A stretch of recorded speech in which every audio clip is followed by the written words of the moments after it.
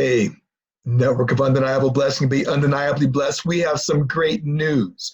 Although the coronavirus is still very much a thing, we just received word from Governor Newsom and the California Department of Public Health that churches can reopen for public worship. Mind you, churches have never closed. We've continued to do the essential ministry of caring for souls and even of finding incredibly adaptive ways of carrying out worship, the sacraments, and all the aspects of what it means to be followers of Jesus. But wow, it will be so good to get back together again safely. Now, we're going to talk a little bit about what it means to gather back again safely. For those that are part of the network, you're already aware that we have been covering this topic for some time as church leaders regarding how we can plan and prepare for a day such as this. And that's what we're going to be talking about now.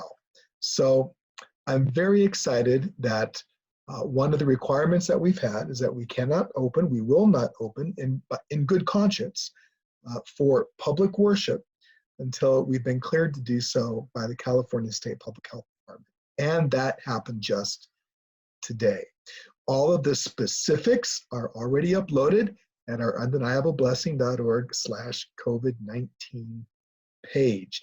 And I encourage you to please read that. But I know a lot of us would prefer to look at something rather than read it. So I just broke it down as simply as I can. This will take about 30 minutes. First, this is effective May 31. You can begin worshiping in public and having group gatherings as early as May 31. It's probably better if you plan and prepare for June 7th, the first Sunday of June. But we've already been talking about planning to open and preparing. Almost all of what we're going to be talking about, we've already discussed as being put in place as a plan for when the day comes, and the day has come. It just happens to come about 3 to 7 or 8 weeks sooner than we thought. So again, this is good news. However, this is a 21-day trial period, and the Public Health Department will evaluate after 21 days whether or not the coronavirus has had any significant uptick in its spread through public gatherings of worship and other cultural and heritage events. Same thing is happening, by the way, with restaurants and casinos and everything else that has, in a limited way, been allowed to reopen in the state. It's not a carte blanche to reopen with business as usual, and all of the organizations, including churches, that have public gatherings are being evaluated, and things could change again, either for decreased constrictions and better opening after a month, or closing again for public gatherings if there's a huge increase in the spread of the virus. So here's the deal. When we talked about this in May, NUB team, we suggested that we could be limited, and likely would be, to groups of 50 or under. However, the actual ruling for the state is that you should not have occupancy of more than 25% of your building. So if your building can have 100 people, then you must only have 25% of that, 25 people. If your building can hold 1,000 people, you are still nonetheless limited to 100 or fewer, including the staff. So keep that in mind. And we've already talked about some ways to plan about doing this. You've been preparing. You've probably already written your plan. Please send me your plan so that I can approve the reopening of your church for public gatherings. Remember, you've been open, you've been serving, you've been ministering, you are essential.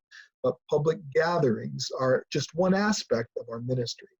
So these are the basics that we've already covered, but we're going to break it down based upon the new CDC and California public health guidelines.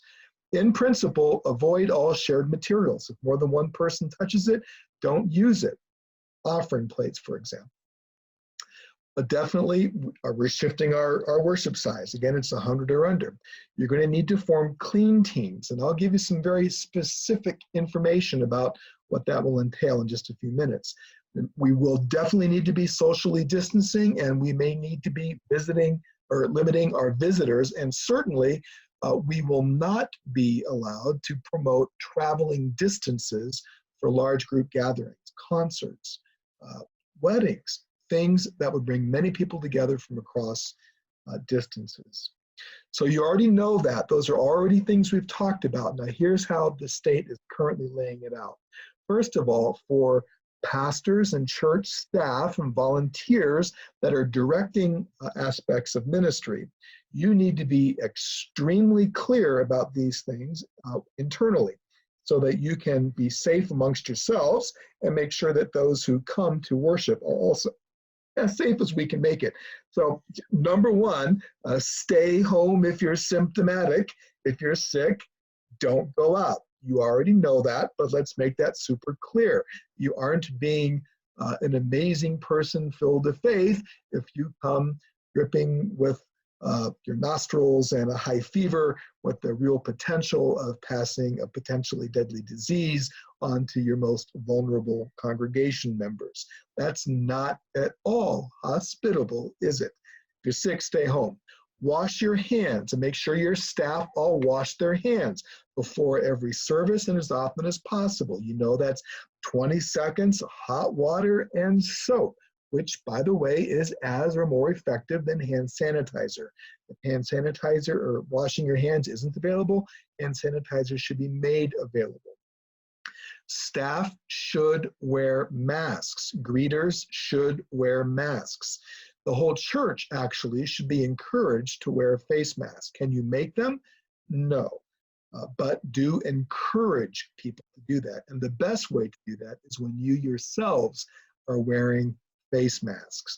When is this not a rule? Well, I would venture to say that when the pastor is speaking or if somebody is singing and they are well distanced from others, then that's fine. You need to be able to articulate. But the minute you're coming into close approximation with other people, put that mask right back on. Certainly, all staff should self-screen for fever and symptoms. That's how you know to stay at home. In most organizations, a requirement is being made to take your temperature, either to do that at home and verify that when you come home, I don't have a temperature, or to take it when you enter the building. And if you have one, go back home and seek medical care. However, I'm not sure that all of our churches would in an effective way be able to actually take temperatures safely, either amongst themselves or others. So do this at home and do not come to church if you have a temperature. Do ask or screen people, are you symptom free before they come into the church? And post signs. There's all kinds of amazing signs that are free and available. I have a link for it later in this presentation. The CDC's produced. You can download them, print them, that help people regularly see and remember things like washing hands, safe distance, how to fight and protect yourselves from the coronavirus.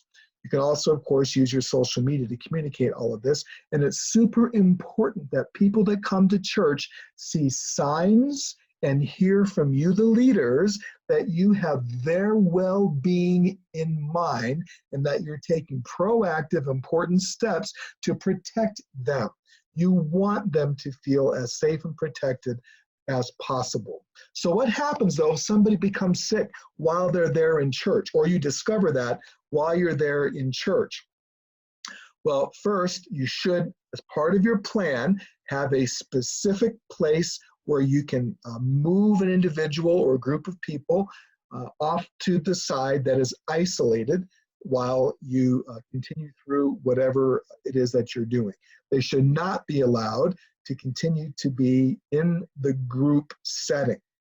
Once it's feasible or possible, make sure that they're safely transferred to a medical facility for proper care or to return home for their own self-quarantine. Close off whatever area a sick or infected person had been in as soon as it is feasible to do so, and make sure that you disinfect and clean it thoroughly before anybody else is allowed back in that area. Now, that individual must contact a hospital or medical professionals so that they can carry on a social tracing opportunity, figure out who else everybody's been contacted. You may become part of that process. You may be contacted by public health to determine who all was in your church gathering at the time when a person who had a verified coronavirus sickness was there. You should inform your congregation. If somebody has the virus and is in your congregation, maybe they were diagnosed the day after they left and they didn't know, but they had it and they called you, the congregation needs to know so they can be tested and take appropriate measures. Please, as I've already said, post clear printed material, and you see the link here about where you can download it. Now, this cdc.gov coronavirus document is actually online at our conference website. And that document has several links, hyperlinks, so that you can go directly to the printed resources. They're free, they're fabulous, make use of what your tax dollars have already prepared. Now, here's some cleaning protocols you need to be aware of. We've already talked about this, perhaps ad nauseum, but you must have a team of people whose specific task it is to attend to the cleanliness and disinfecting of your church and public meeting areas. Thoroughly clean high traffic areas and commonly touched items between each gathering. Thoroughly clean commonly touched items more than between each gathering. Have somebody that maybe every 15 minutes throughout the time that people are coming and going, wiping down any doorknobs or handles or toilet handles that people would just have to touch repeatedly. So make sure that you install hand sanitizer wherever possible. Make sure your bathroom or sink has plenty of soap and paper towels. Nobody should be using a shared towel so that people can wash their hands as well. When you do clean, understand you don't need to buy special products. Bleach with 5 tablespoons per gallon is what the CDC recommends. You can use a 70% alcohol product as well. That's what most hand sanitizer is. But that can be in short supply, so you might need to find yourself being creative with bleach and as you clean. Make sure that you ventilate well wherever possible, and consider meeting outdoors. I'm going to mention this again. Consider meeting outdoors. If you can, that's the best and safest way to do it for social distancing. Stagger your chairs where they are. When the wind is blowing and people are socially distanced, there's an extremely low opportunity for contagion with the coronavirus, or really anything else. So as we've already talked about, and we're going to talk about it again, perhaps way too much, but avoid multi-use, multi-touch objects. So how do you ensure social distancing in your church? Well, again, by the way, keep doing virtual worship. It is absolutely imperative to continue to build on those gains. And many people, even if the church opens and would long to come to church, would still not feel comfortable coming to church. So do your best to continue to provide that as an option. Certainly for most of your church, counseling, team meetings, things of that nature, virtual meetings are very effective and very, very good. Continue those things. You don't want to increase the likelihood. Again, this is all temporary. This is not going to be our forever experience, but you don't want to increase the likelihood of people being in regular contact and having the potential for the spread of this disease. Find opportunities to use tape markers, for example, every 6 feet, places you can stand. If you're moving forward for communion and you use ushers, it's good to have tape marking where, for example, you should be able to stand. Make sure you leverage your ushers. I'm going to talk about that again in a minute. But use ushers and guides to help navigate people through what, say, social distancing is. Use barriers. If you have a part of your church where people would gather together in a group, just naturally, a foyer where there used to be a coffee machine, take the coffee machine away, tape it off, put a couple of chairs with some tape across that so that people aren't tempted to gather together in clusters and groups. We want to gather together for worship, but if we don't do this safely, then we will have trouble. We will be introducing the potential of sickness, and we may be contributing to a rather rapid shutdown again of social gathering. So pay attention to this. How do you keep a church that's larger than 100 gathering together in a healthy way? Well, we brainstormed as a team about this in May. There's ways that you'll need to be creative and to think about it. A reservation system is probably the best. You know, I suggested every other week it's A through L and M through Z. But however you want to consider doing that, you need to find a way to limit the number of people that are coming into the church. Multiple services is the most likely and best way to do that. But not every church is equipped to do multiple services. If you have a service and you didn't anticipate that more than 100 people would be coming in a space where you could have 400, by the way, that's the ratio, right? 25% of the occupancy. Or if you have a church that can seat 50 safely, 25, not 100, is the occupancy limit. So think about this. If you have a church where 50 can come and 30 show up and 25 is your limit, you're actually going to need to tell some people, you know what, we're really sorry, but in order to protect each other, to protect our lives and protect our communities, we're asking that you not come in for worship at this time. Please make use of our virtual opportunities. It's going to be really difficult, but we have to do it if we're going to be safe. So another thing that's really important is, if it's at all possible, keep the same groups together. And by that, I mean, if you have a reservation system, I just made up the alphabetical system, A through L, M through Z. Don't mix those up from time to time. The temptation will be, well, we want to have people mingle. Yay, we get back together again. But that's exactly what we don't want in the middle of a pandemic. This is putting our feet in the water, testing the waters, so to speak, to make sure that we aren't pulled away by rapids and find ourselves in peril. So it's only for a short period of time. Again, this is not forever, but for now, make sure that we keep the same groups together if possible. It's especially true for small groups, which I'll get to. Now, more social distancing, because this is the most important factor that we're talking about regarding public worship and how we gather. This is going to be heartbreaking, but according to California Public Health, do not operate children's programs during this limited period of time. Again, it's not forever, but when children come to church, they should sit with their family units. So mom, dad, take care of their own children, brothers and sisters of their own siblings in church. We cannot allow at this time the mixing of different children from different family groups because this is an extremely high level of possible infection and sharing of the virus. The only reason, nobody saying we don't want kids to have fun or families to have a break from the kids during worship service, but it's how we have to roll for now. So to me, that's the most difficult of all of these recommendations, but please, please, please respect this aspect of public health. No children's programs. That includes teen programs as well at this point. Do not recommend group travel. So let's say you heard about this great event that's happening in Connecticut, and you encourage your church to get in a couple of busloads and drive cross country for this great event.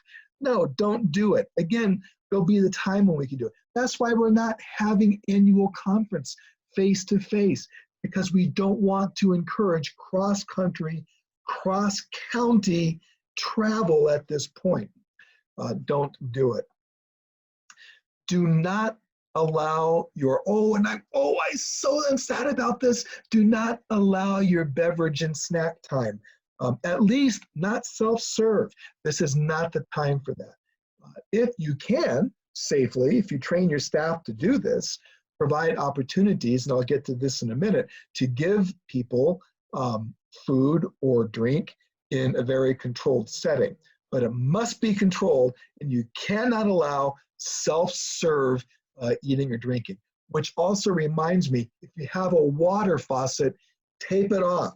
That should not be used, or any kind of common drinking or gathering area. Again, same principle. For all of this, I've already mentioned, leverage your ushers, guide people safely. Make sure that your front doors when people come in are open, not closed, because you don't want people touching handles if they don't need to, and you don't want people stopped at a barrier where they end up coming right up close to each other. Your ushers should not be standing right at the door, away from the door, helping, greeting people with a wonderful smile, but guiding them appropriately to go into a proper seat at a proper time so that people are properly spaced. By the way, spacing in your church, the barriers that you should place, for example, on pews or chairs that are separated from each other, family units can sit together. If you have pews, for example, a family of 15, if that's how many there are, could all sit in the same pew. There needs to be 6 feet between that family and maybe the single person who came alone or the couple. So families can sit together, but you need to find a way to space between family units and singles and others who come. But there's even more social distancing stuff. Here, this is also just so hard for those of us who love to sing and shout hallelujah, because shouting and singing, even as I'm saying those words, I'm feeling this spittle come out of my mouth. So we need to avoid that. Discontinue or modify group singing. This actually, the most common source of viral spread as a result of churches gathering is through choirs and singing together. So please, we're a singing people. Christians are a singing people. Methodists are a singing people.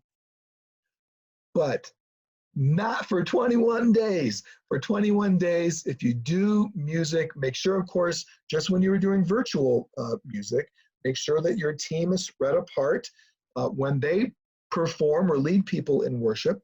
But also, you really might want to consider, instead of a sing-along, having special music, having somebody who's gifted in music sing and invite people in their hearts to join along or to sing quietly. We've already talked about and may significantly how we need to remodify or rethink offerings, communion, and all the things where multiple people touch things. So I don't want to have to repeat all that. If you have more questions about that, feel free to give me a call. But don't pass an offering plate. Find other ways to do that. Use a Dropbox, for example. Digital giving, super good. Modify the way you do communion. Cannot use a common cup. Cannot pass a communion tray. There are ways, and we have talked about them, so please do that. I've already talked about not serving food, although if you do serve food, make sure that you use single service items, a cup or a paper plate, for example, paper cup that can be thrown away. Nothing should be used by more than one person. Okay, so what about small groups? Well, first, it's actually easier to keep your church clean with a clean team between gatherings than it is for an individual's home to be properly cleaned and sanitized because people are in it 24/7. The church or a public gathering space, it's empty when it's not being used. So it's just easier to keep clean. I really recommend that small groups not meet in homes for now. You can have small groups in your public gathering places, however, and I would encourage that. Please do. You can certainly continue to do small groups virtually. If you do have groups that meet together, everything that we've already talked about applies to that. People need to be symptom-free to join the group. If you're a group host, you better not come with the coronavirus. Be considerate. Save lives. Keep everything clean. Of course, we've talked about that. Wash hands, disinfect, don't touch people. Don't get up close when you're talking to people. That's the most viral spread. Singing, and when you exercise, you exhale. And when you're talking face to face, that's how the droplets spread. And that's the most significant way in which the virus is spread. So small groups, if you do meet, definitely keep your distance. And keep your group closed. This is actually a technique I love for small groups anyway. Groups that meet the same people for a set period of time, 6 weeks, 18 weeks, a year, whatever. But that way you can develop actual relationships, and then you can break the group up, multiply, and split after that. Well, that principle is definitely necessary during our regathering phase. So if you have small groups, they are not open groups. It's not anybody that can come. It's this group can meet on this day following these protocols. Soon they'll be able to invite people again, but for now, let's keep it a closed group. What about funerals and weddings? Well, actually, weddings aren't mentioned in the California State Public Health Department church gatherings. Funerals are. But I'm going to apply these basic principles. I think you could do a wedding, but you have to apply the basic principles. So first, for both, non-local travel is strongly discouraged. When somebody has passed away, people from all over the country want to come. When somebody has a wedding, people from all over the country want to come. This is not the time for that. It really isn't. Even if we can have gatherings, we need to contain them, and we need to be smart. So keep the gatherings small. But you can use the same principles now for public gathering space. That is 25% of your space or 100 and under. Keep your gatherings small. Keep them close family and friends. But don't have large gatherings where people come from all over the place. And of course, all safety protocols continue to apply. So brothers and sisters, leaders, all serving our churches, I'm so excited that we can open. You know that part of the reason that we haven't been open for public gatherings is because we want to protect the vulnerable among us, in particular, the elderly among us, and those with other underlying conditions. So this continues to be true. They are no less at risk. In fact, as public gatherings increase, they are more at risk.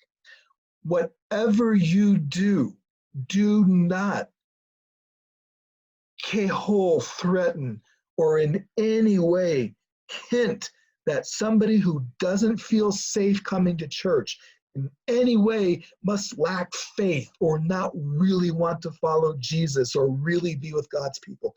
Of course they do, and you want them there, but not when it could kill them.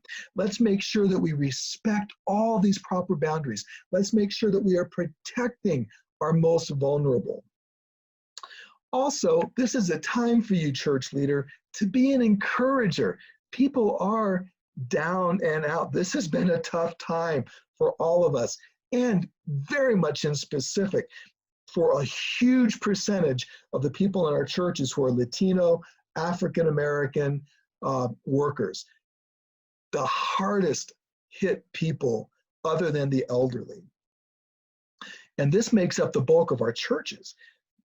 Your brothers and sisters in Jesus, Pastor, need your encouragement. Greet people with a smile. Remind them they are loved.